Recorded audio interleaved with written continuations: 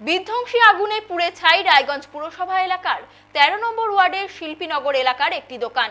স্থানীয় সূত্রে জানা গিয়েছে, এলাকার পুরসভার এলাকায় 13 নম্বর ওয়ার্ডের 34 নম্বর জাতীয় সড়কের ধারে চন্দন রায়ের ঝাঁটার দোকান ছিল। গভীর রাতে স্থানীয় কয়েকজন যুবক দেখতে পান চন্দনবাবুর দোকানে আগুন জ্বলছে।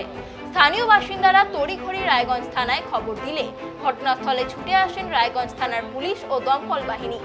আগুনের তীব্রতা এতটাই বেশি ছিল যে দমকলের কর্মীদের আগুন নিয়ন্ত্রণে আনতে প্রায় ঘন্টা 3 সময় লাগে।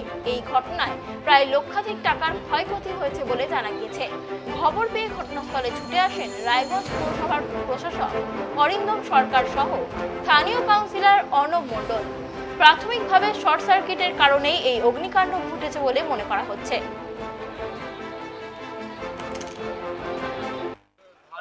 13 নম্বর ওয়ার্ডে হাইরোডের পাশে চন্দন রায়ের একটা দোকান ঘর, যেই দোকানে ঝাঁটার শোলা যেটা মজুদ ছিল, এরা ঝাঁটার ব্যবসায়ী।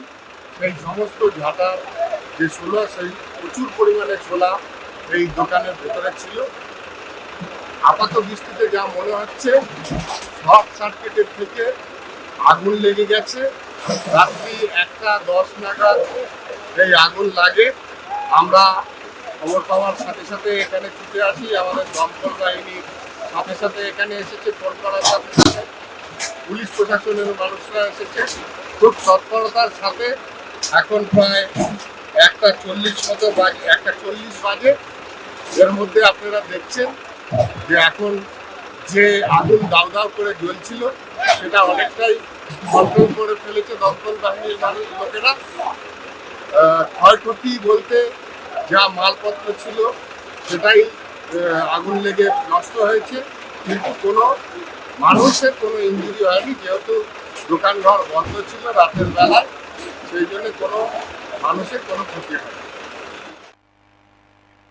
আজকের মতো খবর এই পর্যন্তই। বিস্তারিত খবরের জন্য চোখ রাখুন ট্রাইব টিভির পর্দায়। নমস্কার।